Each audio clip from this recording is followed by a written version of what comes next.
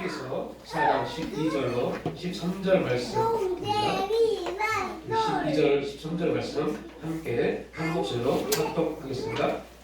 하나님의 말씀은 살아있고 활력이 있어 자우리를 어떤 것보다도 예리하여 몸과 영과 및 관절과 것을 찔러 쪼개기까지 하며 또 마음의 생각과 뜻을 판단하니 지으신 것이라도 그 앞에 나타나지 않음이 없고 우리의 결산을 받으실 위해 그 앞에 마무리 벌거벗은 것 같이 드러납니다. 아멘. 네, 오늘 히브리서 4장 12절로 13절 말씀을 중심으로 살아 역사하시는 말씀이라는 주제의 말씀을 보겠습니다. 구약 성경에 보면 요시야 왕이 나옵니다. 솔로몬을 통해서 이제 이스라엘 나라가 남북으로 갈라질 것을 하나님이 예언합니다. 그리고 솔로몬의 왕의 아들인 로브암 시대에 하나님 언약대로 이스라엘이 남북으로 갈라집니다. 이스라엘이 남북으로 갈라집니다. 참 안타까운 것은 그럼에도 불구하고 이스라엘은 하나님이 사랑하는 나라였습니다. 그런데 하나님이 사랑하는 그 나라에 하나님을 정말로 다윗 왕처럼 정직하게 섬겼던 왕이 몇 명 되지 않습니다. 그리 많이 있지 않습니다. 하나님이 솔로몬에게 또한 솔로몬 왕의 아들 르호보암에게 그 르호보암 남유다 왕들에게 계속 하신 말씀이 있습니다. 너희들이 다윗의 길을 따르지 않냐면 반대로 다윗의 길을 다윗 왕의 길을 따르면 내가 축복하겠다 라고 말씀합니다. 그럼에도 불구하고 남유다의 왕들은 다윗의 길을 따르지 않습니다. 다윗의 길을 따르지 않았단 말은 하나님 말씀을 하나님 앞에 그들의 삶을 의지하지 않았던 겁니다. 그들의 생각대로 그들이 왕이니까 자기 마음대로 나라를 다스렸습니다. 폐역하고 타락한 이스라엘 백성들 가운데 하나님이 몇 되지 않냐는 개혁적인 왕, 하나님을 진실하게 세웠던 섬겼던 왕을 세우십니다. 그런 왕들을 통해서 이스라엘이 남유다가 하나님의 보호하신 가운데 살아갈 수 있었는데 그 중에 한 분이 요시야 왕입니다. 그래서 성경 신학자들은요 요시야 왕을 이렇게 표현합니다. 황무지처럼 폐역한 이스라엘 땅에 피어나는 한 송이 장미꽃이라고 표현합니다. 그만큼 삭막하고 폐역한 그 시대에 참 신앙인 하나님을 정말 섬겼던 신앙인 요시야 왕. 이 요시야 왕은요 이스라엘 남유다에서 가장 폐역한 왕. 그러면요 그 왕 중에 한 사람이 므낫세입니다. 므낫세. 요시야는 그 할아버지가 므낫세 왕입니다. 그리고요 그 므낫세 왕을 따라서 그 아버지가 요시야 왕의 아버지 아몬 왕도 폐역한 길로 갑니다. 부모가 폐역한 삶을 살 때 그 손자가 정직한 삶을 살기란 되게 어렵습니다. 그런데 요시야는 그 할아버지와 아버지의 길을 따르지 않았습니다. 어느 날 하나님이 요시야의 눈을 열어서 보게 하신 게 있어요. 뭘 보게 하시냐면 허물어진 성전을 보게 합니다. 하나님이 허물어진 성전을 보게 해요. 오늘 저와 여러분도 우리 눈이 열려서 파괴된 우리의 성전을 볼 수 있기를 축복합니다. 그게 회개입니다. 우리가 하나님의 성전입니다. 하나님의 성령이 임하는 성전입니다. 우리가 믿음 안에서 신앙 안에서 우리 성전이 견고하지 않으면 여러분 우리 삶이 므낫세와 아몬 왕과 똑같은 삶을 살 수밖에 없습니다. 오늘 내가 사는 것이 옳다. 나는 정직하다. 나는 그래도 괜찮게 살지 않느냐라고 말하지만 그 모든 삶이 거짓입니다. 하나님 앞에 우리 신앙이 온전히 보여줄 수 있는 축복합니다. 파괴된 성전을 보수하던 중에서 놀라운 것은 거기에서 율법책을 발견합니다. 이 말이 왜 중요할까요? 여러분 우리가 교회를 다닙니다. 이 말입니다. 지금 우리가 교회를 다닙니다. 교회 목사고 장로고 권사고 집사식을 맡습니다. 근데 중요한 것은요 말씀이 하나도 없습니다. 말씀이 없다는 것을 오늘 말씀하고 있습니다. 여러분 이스라엘에 얼마나 기가 막힌 왕이 있었습니까? 다윗 왕이 있었습니다. 다윗 왕은 어쩔 수 없이 사울 왕 시대에 완전히 무너져온 나라를 세우기 위해서 그리고 나라를 확장하기 위해서 전쟁을 하다 보니 그 율법을 가까이 할 수 있는 시간이 없었어요. 여러분 오해하지 마십시오. 이게 참 애매한 겁니다.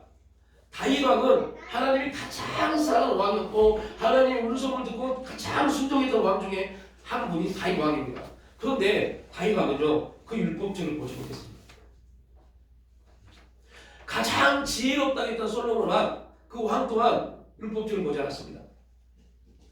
이스라엘의 어떤 요시야 왕 이제 어떤 왕도 율법책을 보지 못했습니다. 그 말은 무슨 말이에요? 말씀 율법 모세를 통해서 기록되어진 이스라엘 백성들에게 주어진 그 책을 그 말씀을 읽지 않았다는 겁니다. 하나님이 요시야의 문을 열어서 성전을 보수하게 하십니다. 그럼 목적이 뭘까요? 그러면 하나님 왜 성전을 보수하게 하셨을까요? 성전 보수가 목적일까요? 아니었어요. 하나님 그곳에 숨겨있는 어디 저 구석에 감춰져 있는 그 율법책을 끄집어내서 왕을 통해서 말씀 앞에 무릎 꿇게 하는 것이 하나님의 목적이었습니다. 여러분에게 왜 고난을 주십니까? 왜 어려운 환경을 주십니까? 왜 대입왕을 주십니까? 왜 가정이 다 해파되고 형제 자매가 싸웁니까? 이 이유가 뭐예요? 이유는 다 가집니다. 너희는 내 말씀 앞에 무릎 꿇어라. 네가 하나입니다. 너희가 할 수 있는 게 뭐가 있느냐? 진짜 우리가 하나님의 도우심을 받고 하나님 역사 가운데 서기 올라가면 우리의 고백은 나와야 돼요. 나는 아무것도 할 수 없는 존재입니다. 하나님이 붙잡아 주지 아니하시면 하나님 역사하지 아니하시면 하나님이 인도하지 아니하시면 나는 아무것도 할 수 없습니다. 고백이 나와야 돼요. 여러분 다시 역설적으로 말합니다. 여러분 하나님 없이도 얼마나 잘할 수 있다니까요. 예수 안 믿어도 여러분이 노력 열심히 하면 엄청 잘 살 수 있습니다. 그런데 중요한 게 있어요. 왜 하나님은 그러한 삶을 인정하지 않을까요?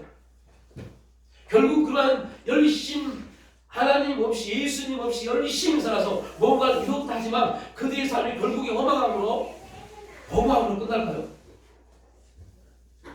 이거에 대한 질문을 가져야 돼요. 그럼 율법책이 발견된 거 이것은 우연히 일어난 일처럼 보이지만 여기 하나님의 커다란 섭리가 들어있습니다. 우리 주보에 있는 말씀 요시야 왕은 함께 있으면 시작. 요시야 왕은 성전을 수리함으로 하나님을 송축하고자 했을 것이고 다시금 하나님의 은혜와 구별하심이 임하기를 원했을 겁니다. 그러나 하나님은 요시야를 통하여 이스라엘의 개혁과 부흥, 잃어버린 영원한 소망과 기쁨, 구원과 안식을 주고자 다 쓰러진 성전에서 율법책을 발견하게 하신 겁니다. 신앙의 회복을 위해서 요시야는 이겁니다. 성전을 수리해서 그 성전 가운데 임하는 하나님 역사를 하나님 영광을 하나님 임재를 그는 기대했습니다. 야 부서진 허물어진 이 성전을 다 다시 재건축하면 하나님 기뻐하시겠지라고 생각했습니다. 그 하나님의 목적은 거기 있지 않았어요. 우리도 마찬가지입니다. 우리도 마찬가지입니다. 교회가 어떻게 되고 여러분 가정이 어떻게 되고 우리 가정이 어떻게 되고 교회가 어떻게 되고 이게 중요한 게 아닙니다. 그곳 하나님의 말씀이 살아 역사하느냐 안 하느냐의 문제입니다. 아무리 좋은 어떠한 것들이 우리 입에 쓸지라도 그것이 하나님의 뜻이 아니면 그럼요 우리 결국 허망으로 끝나버립니다. 공허함으로 끝나버립니다. 중요한 것은 하나님의 뜻 가운데서 하나님의 섭리 가운데서 하나님의 인도하신 가운데서 이러한 일들이 이루어지냐는 거죠. 그럼 북이스라엘에 아합 왕이라는 사람이 있어요. 엘리야 시대 아합 왕. 이 아합 왕은요 하나님이 가장 폐역한 왕이라고 말합니다. 근데 그때 이스라엘은요 가장 부강한 나라였어요. 하나님을 폐역한 나라였는데 하나님을 가장 폐역하게 섬겼던 왕인데 육신적으로 볼 때는 가장 부강할 때가 아합 왕 시대였습니다. 얼마나 모순입니까? 하나님을 앞에 폐역한 왕이었다면 북이스라엘은 멸망만 되었으니까 완전히 국민들은 피폐해지고 굶주리고 그런 삶을 살았어야 돼요. 근데 역사적으로 북이스라엘이 가장 부강할 때가 아합 왕 시대입니다. 얼마나 모순입니까? 하나님 없이도요 엄청나게 부자될 수 있어요. 잘 살 수 있어요. 근데 문제는 그 삶을 하나님이 인정하지 않는다는 겁니다. 믿음이 있지 않고는요, 하나님이 인정하지 않는다는 말이 무슨 말인지 이해하지 못합니다. 잘 살면 되지 뭐, 편안하면 되지, 이렇게 착각하는 겁니다. 그것이 하나님의 응답인 것처럼 착각합니다. 중요한 것은 그렇게 부강한 나라인데 하나님 역사가 아무것도 없었어요. 우리가 착각하는 게 있어요. 우리가 어떻게 사는 거, 어떤 삶을 살고 있는 거, 어떤 삶을 추구하는 거, 이게 우리의 목적이 되고 목표가 되는 순간부터 나도 모르는 사이에 하나님과 거리가 멀어져 버립니다. 그렇다고 해서 그가 교회를 안 나오냐? 천만의 말씀입니다. 누구보다 열심히 합니다.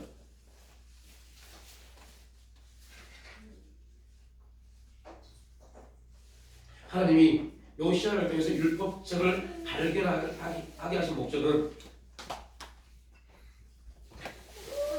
잃어버렸던 것을 회복시키기 위한 하나님의 목적이 있었어요. 하나님의 뜻이 있었어요. 우리는 히브리서 4장 1절로 11절 말씀을 중심으로 2주에 거쳐서 구원을 잃어버린 사람들에게, 하나님의 말씀을 잃어버린 예루살렘에게, 안식을 잃어버린 그들에게 하나님이 다시금 말씀을 주셔서 회복시킨다.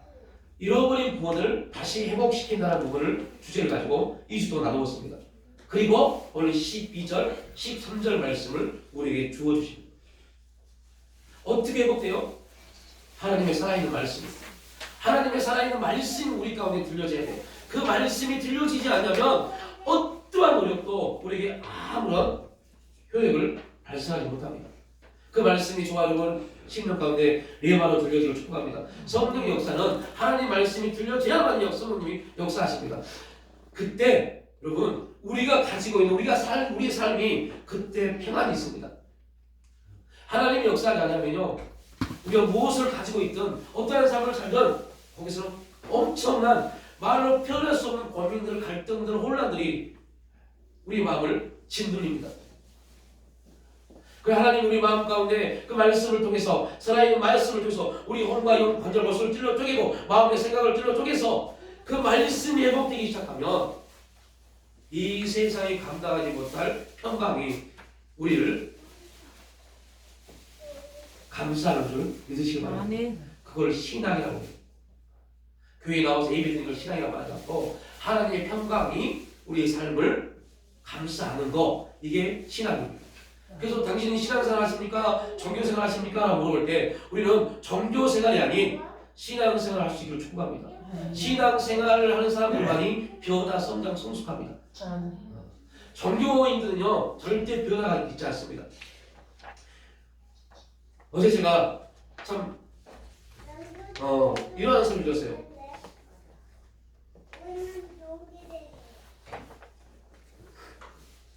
저희 처제가 저기서 위에서 삽니다. 저희 이제 처갓집에 어제 김장을 했나봐요. 그래서 금요일날 그 처제네가 내려갔습니다. 원래 이들은 시골에 가면 일을 다 마무리하고 그렇게 올라오는 그런 스타일입니다. 어제 근데 갑자기 빨리 올라갔대요. 그래서 어머님이 저희들을 집에 가져다 달라고 김장김치를 주시나봐요. 그래서 김장김치 받았냐고 전화가 왔어요. 또 물어봤어요. 아내에게. 벌써 올라갔어? 벌써 올라갔대. 왜? 교회에 일이 있었대. 교회에 일이 있어서 그냥 김장 대충하고 가져가지고 올라갔대 라고 하네요. 그러면서 깜짝 놀랐어요. 저희 처제는 캐톨릭을 다닙니다. 천주교를 믿습니다. 정말 열심입니다. 그럼에도 불구하고 집안에 무슨 일이 있으면 그게 그전에는 우선이었어요. 또 어느 순간부터요, 그게 점점 바뀌더니 그 삶에 교회가 굉장히 많이 중심을 잡아가요. 그러면서 제 아내가 말했어요. 비진리인, 구원이 없고 비진리인 그들도 교회에 일이 있다 보니까 이걸 받아고 그렇게 움직입니다. 깜짝 놀랐어요. 여러분 어떠세요? 우린 비진리가 아닙니다. 진리를 붙잡고 있고 믿음의 거룩한 역사를 갖고 있는 우리들은 하나님의 교회를 위해서 이 교회를 말하는 게 아닙니다. 우리가 먹는 교회입니다. 오늘 대표를 하시면서 선포했지만 우리가 먹는 교회입니다. 여러분이 성전을 위해서 어떻게 투자하십니까? 어떤 삶을 살고 계십니까? 너무 큰 충격이었어요. 비진리인 그 교회도 그렇게 가서 12시에 집에 왔대요. 지금 12시. 거기는 하나님 말씀 있지 않습니다. 하나님 말씀을 사는 역사가 않습니다. 그럼에도 불구하고 그 열심히 갔습니다. 그 열심히 중요하다는 말씀을 드린 게 아닙니다. 하나님 말씀이 살아있고 운동적인 말씀이 우리의 심령을, 우리의 생각을 찔러 쪼개지 않으면 여러분, 우리 또한 우리 생각이요, 우리 영혼은 하나님이 가정하는 지성소입니다. 그런데 그 영혼은요, 그 영혼 자체로 아무것도 하지 않습니다. 반드시 뭘 통해서요? 우리의 생각은 무엇이냐? 영혼의 지성소의 문을 여는 현관문입니다. 생각이 우리의 생각을 통해서 문을 열지 아니하면, 생각이 말씀의 지배를 받지 아니하면 우리 영혼은요, 그 말씀을 제대로 받지 못해요.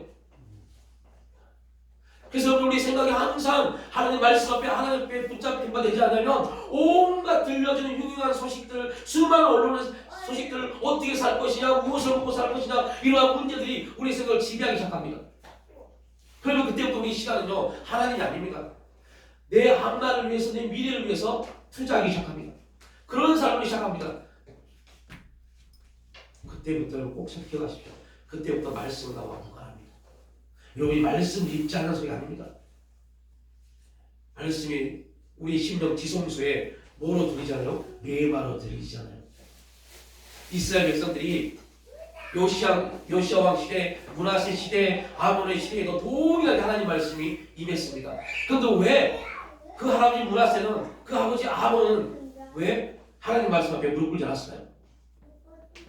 하나님이 므낫세에게, 아몬에게 허물어진 성전을 보게 하지 않았을까요? 봤을 겁니다. 그런데 왜 그들의 눈은 허물어진 성전을 보지 않았을까요? 우리도 마찬가지입니다. 허물어져가 우리의 성전을 보지 못하면, 우리의 신앙을 보지 못하면, 우리 심령 가운데 뿌려진 말씀, 그 말씀이, 여러분의 심령은 지금, 우리의 심령은 지금 예수님 말씀하신 4가지 밭 가운데 어떤 맛입니까? 말씀이 떨어졌는데 어떤 밭은 돌짝밭이어서 그 씨가 땅 밑에 들어가지 못해요. 그래서 나가는 새, 사탄이 그 말씀을 뺏어가 버립니다. 그리고 말합니다. 진짜 이 선악을 알게 남은 시간을 먹으면 진짜 죽는다고 말하디? 안 죽어. 그러니까 하가 말합니다. 그런가? 안 죽나? 분명히 죽을 건데 안 죽나? 하고 선악을 알게 남은 시간을 먹어버립니다. 사탄이 이렇게 말합니다. 야, 말씀만 보고 있다고 해서 무슨 말씀이 너에게 밥을 주냐, 돈을 주냐, 그 말씀이 너 인생에 어떠한 빛을 비치냐? 라고 말합니다. 그게 결국은 그 말씀이 나와 무관한 말씀이 되어버립니다.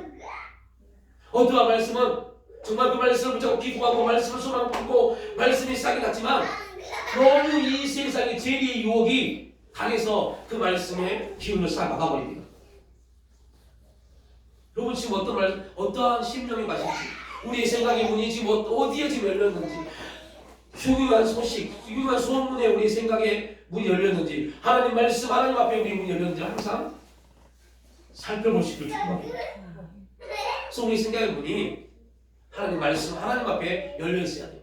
그래야만 우리 심령 가운데 그 말씀이, 우리 심령 가운데 뿌려진 말씀이, 들려진 말씀을 통해서 뭐요? 만나기 시작합니다. 우리의 심령 가운데, 우리 좋아요, 심령 가운데 말씀과 살아있는 말씀과 성령님의 역사와 들려진 말씀이 만나야만이 기적이 일어납니다. 그 만나지 못해요. 왜요? 우리의 생각의 문이 말씀이 들려도, 그 말씀이 들려도 우리의 생각의 문이 그 말씀에 열리지 않고 우리의 생각은 딴 데가 있어요. 아이고, 어떻게 해야 되나? 이 문제 어떻게 풀어야 되나? 이 문제들 어떻게 해결해야 되나? 여기에 빠져 있으면 말씀이 우리 심령 가운데 역사하지 못합니다. 그러면 또 우리는 예배를 드리고 기도를 해도 두렵고 근심이 있고 염려할 수밖에 없어요. 분명 성경은 말합니다. 살아있는 말씀, 운동력 있는 말씀, 우리의 모든 혼과 관절 골수를 찔러 쪼개는 말씀이라고 하지만 실제 우리에게는요, 그렇게 말씀이 역사하지 못합니다. 이유는 우리의 생각의 문이 그 말씀 앞에 열리잖아요. 말씀 앞에 있잖아요. 제가 신학대학원에서 이들은 신학 공부를 다 하는 사람들 대학원에서 강의하면서 대학원에서 이들은 곧 있으면 목사가 될 사람입니다. 이렇게 질문을 드린 적이 있어요. 여러분 이제 1년 2년 지나면 여러분은 선교사 고시를 보고 목사 고시를 봐서 목사 될 텐데 말씀이 여러분 인생 가운데 몇 프로나 작용하십니까? 아니 오늘 들었던 강의 중에 여러분의 생각 속에 기억나는 게 얼마나 있습니까? 그리고 질문이었어요. 한 60명의 대학원생들이 있었는데 그 중에 80% 이상이 이렇게 말합니다. 목사님, 앞으로 내가 사역이 열릴지 안 열릴지, 어디 교회로 사역지를 가야 될지, 어떤 인생을 살아야 될지 고민이 되는데 이 강의가 무슨 소용이 있습니까? 목사님, 실질적인 얘기를 좀 해주세요 라고 말씀을 하더라고요. 너무 큰 충격을 받았어요. 이게 무슨 소용이 있습니까? 내가 지금 바로 이 문제 때문에 대인관계 문제, 물질의 문제, 이런 사람과의 문제, 여러 가지 문제 때문에 고통스럽고 힘들어 죽겠는데 아니 이 말씀을 듣는다고 해서 그게 해결됩니까? 대학원생들이요. 이렇게 질문하다니까요. 너무 큰 충격을 받았어요. 교회 성도들도 그렇게 있다면 큰일이구나. 자칫 잘못하면 우리도 말씀을 들으면서 저 목사님은 이렇게 설교하는구나, 이 목사님 이렇게 설교하네 라고 있다면 여러분 우리는 진짜 불쌍한 사람들입니다. 정말 불쌍한 사람들입니다.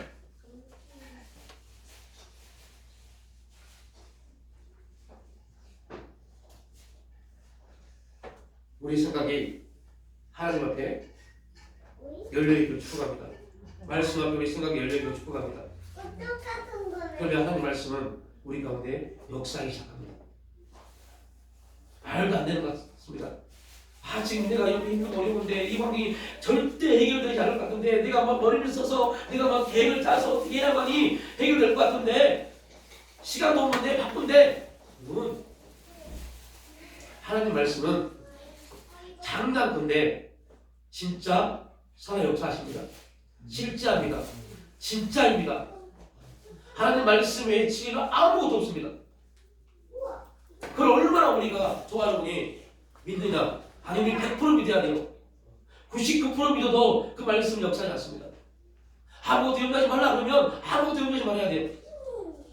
감사하라 그러면 미칠 것 같아도 힘들어 미칠 것 같아도 감사할 수 있는 그런 삶을 하시고 축복합니다. 그때 역사에 갑니다. 요시야 왕은요 일꾼들을 발견한 성경을 읽기 시작했습니다. 말씀을 읽다 보니까 무엇이 죄인지 무엇이 잘못인지를 알게 됐어요. 그리고 그가 제일 처음에 했던 게 자기 옷을 찢고 회개하기 시작합니다. 개혁교회, 기독교, 복음의 가장 출발은 회개입니다. 말씀이 들려지면 제일 먼저 일어나는 게요 말씀은 우리를 회개하게 만듭니다. 놀라운 겁니다. 말씀은 우리를 말합니다. 너 죄 있냐? 무슨 말씀이세요? 내가 얼마나 정직하게 살려고 노력했는데 아니 내 주위 사람들만 얼마나 그런 나름대로 교회 다니니까 교회 직분 다니까 나름대로 죄 짓지 않으려고 노력했는데요. 이게 죄입니다. 뭐 했기 때문에 죄이네요? 노력했기 때문에요. 이해가 안 되죠? 이 세상은 뭐라고 그래요? 노력하라고 합니다.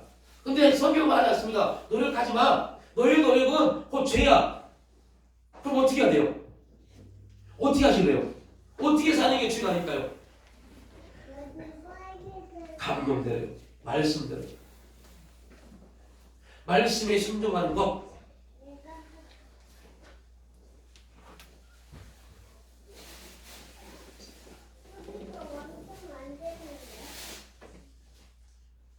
히브리서는 심각한 핍박과 박해를 통해 고난 가운데 있는 히브리 그리스도인들에게 믿음을 굳게 하라고 권면하고 있는 장면입니다. 그러한 편지의 내용입니다. 말씀을 믿지 못하는 것은 하나님이 주신 위대한 구원의 안식을 상실하는 것이라고 말합니다. 그리고 이 모든 것은 하나님 말씀의 권위로서 권면을 하고 있습니다. 다시 말하면 하나님 말씀이 실제라는 것을, 진리라는 것을 오직 하나님 말씀만이 진리임을 우리가 인정하지 않으면 하나님 말씀이 우리에게 어떠한 권면을 되지 않습니다. 그래서 여러분들 수많은 목사들도요, 제가 충격을 받았어요. 목사들도 그리스도인들도 설교보다 말씀보다요 유명한 강사들의 말에 더 많이 감동을 받다니까요.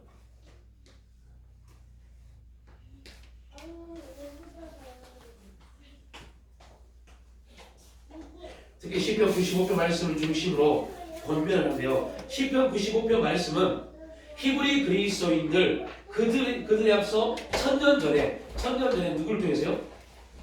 다윗을 통해서 기록된 말씀입니다. 그 말씀이 무엇이냐면 너희가 어느 날 그의 음성을 듣기를 원하느라 하나님의 음성을 듣기를 원하느라 이르시기를 너희는 무리바에서 같이 또 광야에 맞싸워 날 같이 너희 마음을 강팍하게 말지어다. 그리고 이 말씀이 무슨 말입니까? 광야에서 이스라엘 백성들이 홍해의 기적을 경험하고 춤을 추면서 하나님을 찬양하고 하나님의 이런 영광을 이러한 기적을 베풀어 주심을 감사합니다 하고 외쳤습니다. 그런데요 3일이 지나서 그들에게 물이 없는 그런 고통이 찾아왔습니다.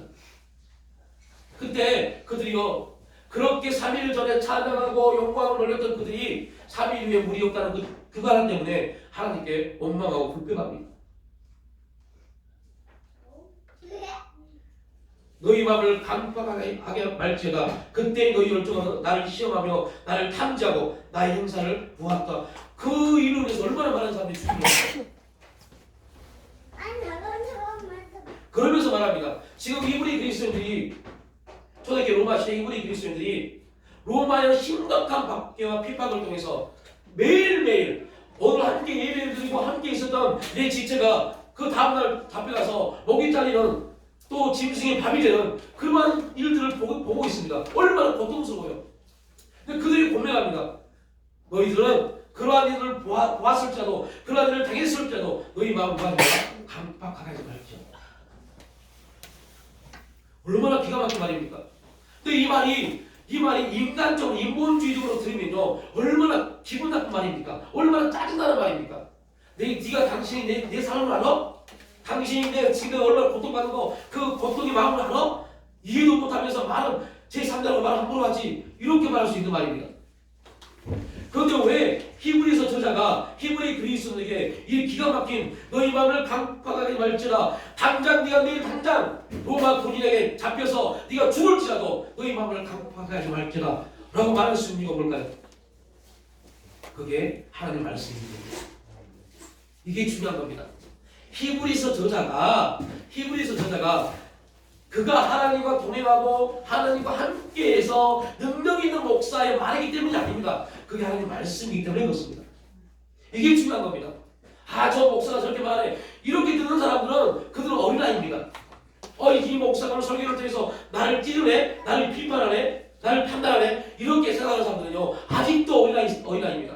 그들은 그리스도의 도의 초본을 버리지 못하고 그냥 좋은 말, 긍정적인 말 내가 듣기 좋은 말만 하면 아멘 하고 그런 말만 좋아하고 우리가 단단한 신문을 먹어야 되고 고난을 통해서 유익됨을 얻어야 되고 이런 말 하면 기분 나빠 저런 말 또 하네 이렇게 하는 사람들 이런 사람은요 하나님 말씀에 마음이 강팍해집니다.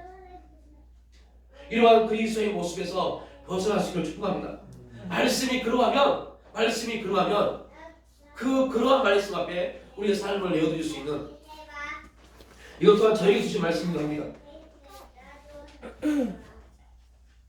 지금 히브리 그리스도인들은 그리스도를 믿기 때문에 예수를 믿는 것 때문에 집에서 쫓겨나고 직업과 재산까지 다 잃어버린 상태입니다. 이들을 향해서 히브리서는 본문 3페이지와 함께 하나님의 말씀 읽습니다. 시작. 여러분이 예수님을 위해 자신의 혈과 세상 재물과 심지어 목숨까지 희생하는 이유는 무엇입니까? 다윗이 한 말은 그저 낡은 뉴스나 타당성이 없는 영적 특성이 묵상이 아닙니다. 그것은 바로 오늘 살아있고 운동적인 하나님의 말씀입니다. 그리고 신앙과 불신앙에 따라 그 말씀에 여러분 자신의 운명이 달려 있습니다. 그 말씀을 믿으면 그 말씀은 살아 역사하는 거룩한 말씀으로 우리에게 간증이 될 겁니다. 그런데 나는 그 말씀 싫어. 이게 듣기 싫어. 하는 순간부터 그 말씀은 우리에게 아무런 권위를 갖지 못합니다. 하나님 말씀이 우리 인생 가운데 삶 가운데 권위를 갖지 못한다는 말은 우리는 심각하게 고민을 해봐야 돼요. 우리가 진짜 구원받은 사람인가 이랬어. 구원받은 사람인가 이랬어. 이것이 히브리서 4장 12절에 하나님 말씀으로 살아있고 운동력이 있다는 요점입니다. 성경의 권위가 여기에 있습니다. 사람의 말에 불과한 다윗의 말이 천년 후에 살고 있는 히브리 그리스도인들에게 그리고 또한 오늘 우리에게 동일하게 운동력 있게 역사할 수 있다는 겁니다. 하나님 말씀이기 때문에.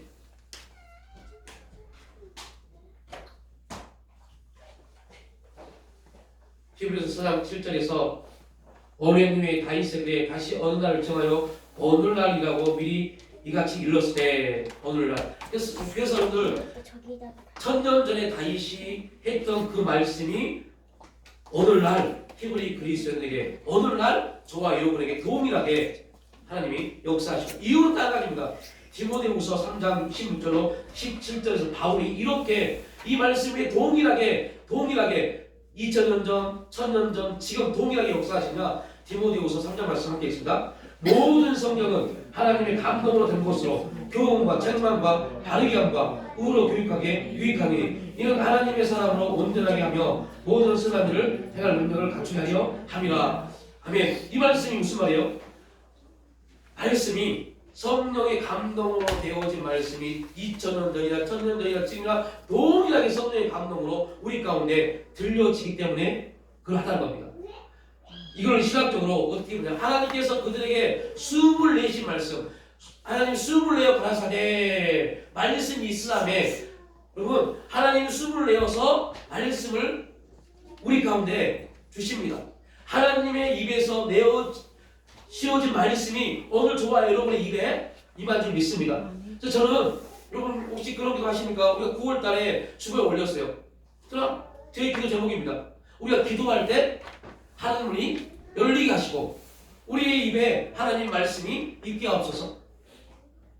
우리가 기도할 때 하늘문이 열려야 돼요. 이거는 우리가 기도하니까 열린다가 아닙니다. 하나님의 약속이기 때문에 그렇게 되어집니다. 그 믿음이 있어야 돼요. 또 하나, 우리 입에 하나님 말씀이 있지 않으면 우리 입은요 거짓된 말만 합니다. 말씀이 우리 입술을 주관하지 않으면 우리 입은 열기만 하면 거짓입니다. 우리의 마음은 심히 부패하고 타락하기 때문에, 거짓되기 때문에요. 그래서 항상 우리 입에 하나님 말씀이 머금어져야 돼요. 이게 우리 개혁주의가 선포하는 신앙입니다. 말씀이 있지 않으면요 기분 나쁘면 욕해요. 말씀이 있지 않으면 기분 나쁘면 짜증냅니다. 왜요? 우리 입술에 말씀이 역사를 하기 때문에. 이사야가 하나님 말씀을 듣고 어떻게 고백합니까? 화로다, 나는 망하였다. 그때 하나님이 그 입술에 뭘 해요? 수술됩니다. 왜 수술됐을까요? 육신의 말 하지 말라고요. 이제 너의 입은 육신적인 그런 말을 할 것이 아니라 내 말을 대언할 말이다. 대언할 입입니다. 우리의 입은 하나님 말씀을 대언할 입인 줄 믿으시기 바랍니다. 그래서 하나님 말씀을 보겠어요. 분명 짜증나고 염려가 되고 근심이 되고 두렵고 불평이 나고 원망이 되고 기분 나쁘고 아이씨 한번 하면 속이 우려날 것 같습니다. 그럼에도 불구하고 미련한 것 같지만 바보 같지만 피해보는 것 같지만 내가 완전히 손해보는 것 같지만 그럼에도 불구하고 그에 대해서 우리 입술을 재갈을 물리면 하나님이 가장 합당하게 말도 안 되는 상상할 수 없는 방법으로 신호하시고 역사해 가십니다. 이 사실을 믿으시고 축복합니다. 이게 하나님 말씀입니다.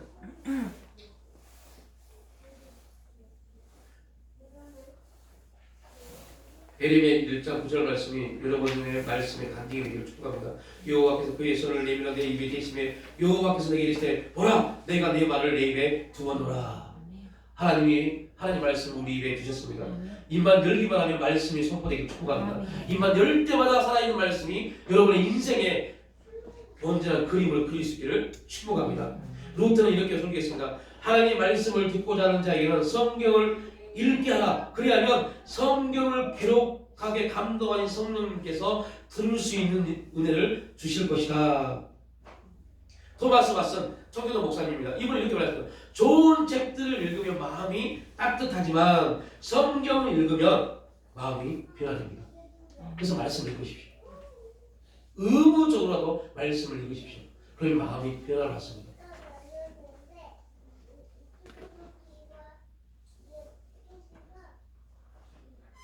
생명을 주는 하나님 말씀, 이 말씀이 우리 가운데 생명을 줍니다. 성경은 단순히 우리의 신앙 전통에서 비롯한 흥미있는 사실이나 신념을 말하고 있지 않습니다. 여러분 6페이지 한번 함께 보겠습니다.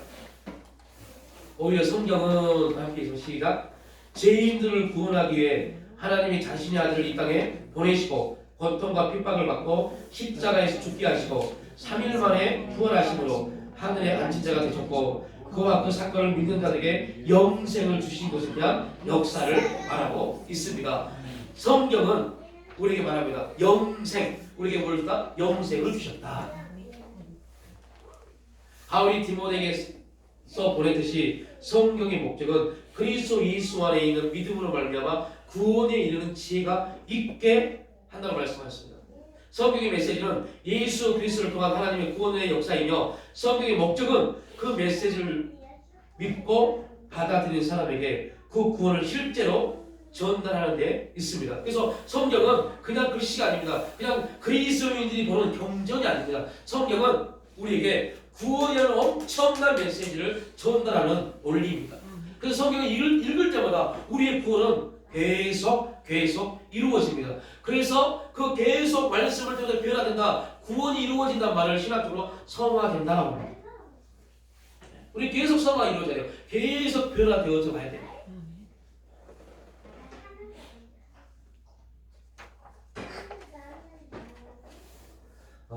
저는 저희 아들이 축구를 하고 있기 때문에 축구를 되게 좋아합니다.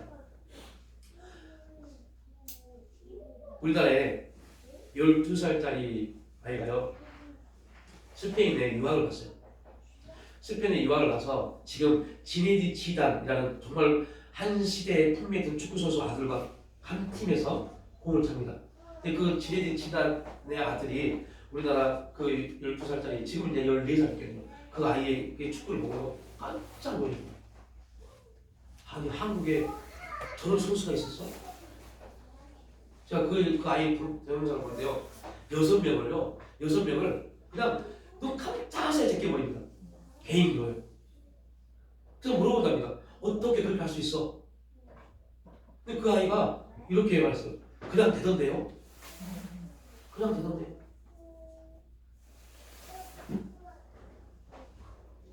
근데 그 아이가 어렸을 때부터 3살 때부터가 보세요. 아버지가 축구공을 사줍니다. 그 아이의 유학공은 집에서 축구공을 발로 가지고 오는 거예요. 그러니까 어렸을 때부터 발로 공을 막 만지니까 자라면서 그게 몸에서 배워지거든요. 공이 발에 떨어지지 않습니다. 발에서 공이 떨어지지 않으니 얼마나 공을 자유자재로 움직이겠어요. 어렸을 때부터 그렇게 육아를 시켰어요.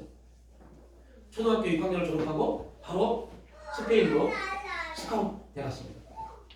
그리고 2년 후에 13살 때 1년 만에 레알 마드리드 유스팀에서 그 아이를 보고 스카우트 되었어요. 아마 제가 보기에는 그렇게만 크면 뭐 메시급 될 겁니다. 움직임이. 그런데 놀라운 게 있어요. 그러한 선수들이 우리나라에 유소년 선수요 1000명이 넘습니다. 근데 왜 메시급의 선수가 안 나올까요? 그 스페인 감독이 한 말이 있습니다. 그 스페인 감독이요 20세기 최고의 선수를 2명을 뽑았는데 그 중에 한 사람이 이승우였어요. 근데 왜 안 됐을까요? 이유는 딱 가져옵니다. 그 이유는요 자만합니다. 한국 사람의 특징 어느 정도 올라가면 자만해진대요. 그래서 자만해지면 뭘 하지 않아요? 훈련을 하지 않는다. 그 감독이 지네디 지단을 설명하면서 이렇게 말합니다. 지단은 유급을 받으면서도 하루에 3시간 훈련했습니다. 연봉이 아니라 매주 6억씩 받았습니다. 그런 선수가 세계적으로 선수가 하루에 3시간 막 훈련했답니다. 그러면 잃어버리지 않으려고요. 여러분, 성경은 말합니다. 육체의 연습도 훈련도 약간 유익하다고 합니다. 3시간, 최고의 선수가 3시간 훈련해서 그만큼의 자리에 올라갔습니다. 여러분, 영혼을 위해서 얼만큼 훈련하십니까? 영원한 역사를 위해서 얼만큼 훈련하십니까? 얼만큼 말씀에 투자하십니까? 얼만큼 기도하십니까? 바빠서 못한다고요? 믿음의 선진들을 말합니다. 이로써 믿음의 선진들이 증거가 되느니라. 믿음의 선진들 우리가 말합니다. 바쁘기 때문에 기도해요. 바빠서 기도했다고 합니다. 왜요? 그 바쁨을 이길 수 있는 방법이 기도이니까요. 그 훈련이 되지 않으면 어느 순간 나도 모르게 흘러 떠나가 버려요. 나는 이 세상과 타협하지 않는다고 말합니다. 세상과 절대 결부하지 않는다고 말합니다. 어느 순간 우리가 주 앞에 기도하지 않으면 우리의 생각의 문이 어디 가버려? 세상에 가버려. 그 세상의 소리에 우리의 생각이 빼앗기 지배를 받기 시작합니다. 그리고 사단은 우리의 생각이 세상에 빼앗기는 그 순간부터 말합니다. 너 그렇게 교회만 열심히 다녀서 아무것도 안 돼. 말합니다.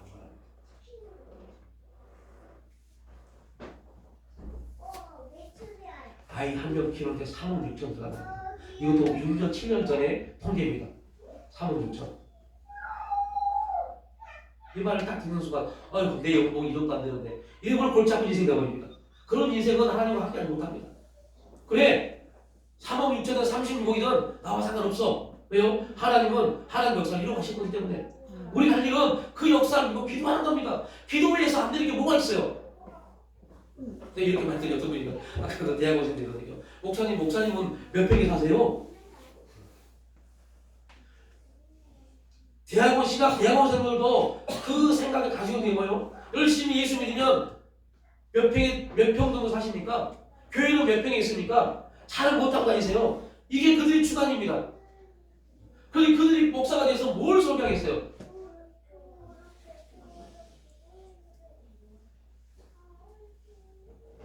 구원의 실제를 전달해. 너희가 구원받았다. 너희 삶은 이제 이 세상의 삶이 아니라 영생이다 말씀합니다. 그 영생의 은혜의 역사가 우리의 삶을 주관하시길 축복합니다. 죽은 나사로가 무덤에 서서 예수님 말합니다. 나사로야 나오라. 예수님 말씀하시니 죽은 나사로가 자기 무엇을 보여?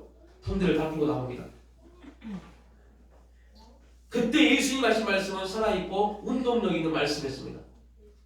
오늘 들려준 말씀이 우리에게 뇌마로 감동되어짐으로 우리를 통한 막힌 모든 삶의 문제 속에서 나사로가 수의를 벗고 무덤에서 나온 것처럼 새롭고 산 길이 활짝 열리게 될 줄 믿습니다. 그걸 밑으로 쫙 걸으십시오. 이번 주 동안 이 말씀 가지고 계속 기도하십시오. 오늘 들려준 말씀이 6페이지입니다. 가장 밑에 오늘 들려준 말씀이 우리에게 뇌마로 감동되어짐으로 우리들 또한 우리 여러분 가정 또한 삶 또한 막힌 모든 문제 속에서 나사로가 수의를 벗고 무덤에서 나온 것처럼 수위를 벗었다. 여러분의 얽힌 대인관계의 문제, 물질의 문제, 질병의 문제, 모든 문제가 다 벗겨진 역사가 있기를 축복합니다. 그래서 하나님의 거룩한 감정이 있기를 축복합니다. 여러분 베드로가 성령 충만해서 매일 작정된 기도의 시간에 기도하러 올라갑니다. 그때 성전 미문에 안진뱅이를 봅니다. 여러분 이 안진뱅이가 성전에 나올 때 어떻게 나왔을까요? 안진뱅이기 때문에 스스로 나올 수 없습니다. 누군가가 없고 교회 그 성전 미문에 데려다 놔야만이 그는 거기서 구걸할 수 있었습니다.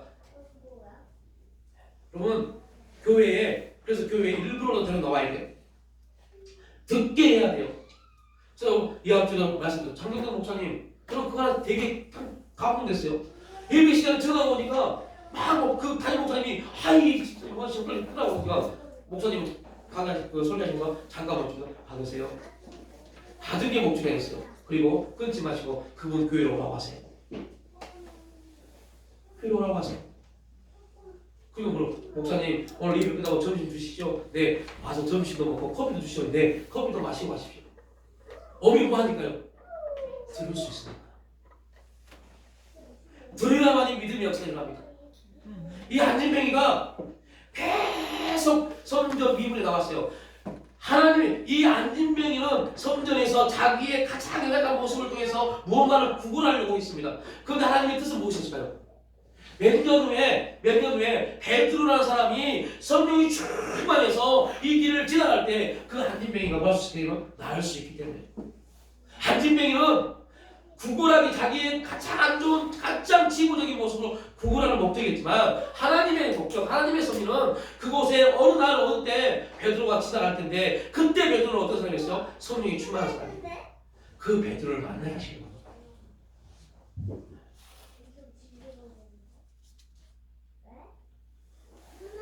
여러분 지금 아무도 되는 것 같잖아요. 아무도 없는 것 같아요. 당장 막막합니다. 그 하나님이 그 길을 걷게 하시는 거였어요. 어느 날 다윗이 어느 날이라고 말했던 그 어느 날이 오늘날이 돼서 그 오늘날 우리에게 하는 말씀이 들려지는 그 말씀이 내 말로 들려지고 그 말씀이 내 말로 들려오는 순간부터 우리가 감당하지 못할 일들이 우리 인생 가운데 간증으로 나타나게 될 줄 믿습니다. 우리가 잘나서요? 우리가 열심히 해서요? 아닙니다. 말씀이 실제하기 때문에 그 말씀이 실제라는 것을 우리에게 각인시켜주고 믿게 할 시간 목적입니다. 그 은혜가 저와 여러분 가운데 간증될 수 있기를 축복합니다. 하나님의 살아있는 말씀을 듣고 마음이 변화받은 베드로, 생명의 성령의 역사를 소유한 베드로의 일을 통하여 주어진 말은 나면서부터 안진뱅이였던 그 사람을 일어나게 했습니다. 말씀이 들려지면 그 말씀이 아무것도 아닌 것 같지만 그 말씀이 들려지면 우리 마음이 변화를 받기 시작합니다. 그 변화는요 세상을 풀어버린 것으로 나타납니다.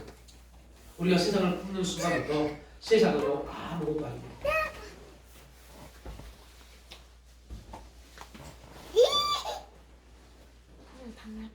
하나님 말씀이 살아있고 운동력 있는 말씀이 저와 여러분의 심령을 찔러 쪼개고 그 말씀이 우리 삶의 주제가 되어서 그 말씀 앞에 우리가 무릎을 기도하고 그 말씀을 통한 실제 감정이 우리 삶 가운데 더 풍성하게 나타날 수 있기를 주님의 이름으로 축복합니다.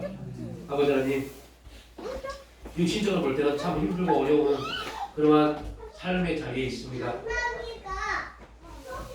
왜 이렇게 많이 대인관계의 문제, 가족과의 문제, 또 환경과 상황의 문제들, 설킨 문제들, 또 육체는 왜 이렇게 질병으로 힘들고 어려운지, 뭔가 하려고 해도 왜 모든 부분들이 막히고 길이 열리지 않는 것 같은지, 하나님이 이러한 일들을 허락하신 이유는 우리가 하나님 말씀 앞에 무릎 꿇어 기도하게 하시는 하나님의 섭리임을 믿습니다. 주여 그 말씀 앞에 무릎 꿇어 기도함으로 하나님의 일하심이 우리에게는 기적이 되게 하시고 하나님 역사가 우리에게는 감증이 되게 하시고 하나님 우리 인생 가운데 운행하시는 그 운행은 형통의 놀라운 복으로 우리에게 나타날 수 있도록 성령님 주관하시고 인도하여 주시옵소서. 그 거룩한 일들을 이 한 주 동안 우리 인생 가운데, 가정 가운데, 교회 가운데 이루실 줄 믿사오며 감사드릴 때 예수님의 이름으로 기도를 올려옵니다.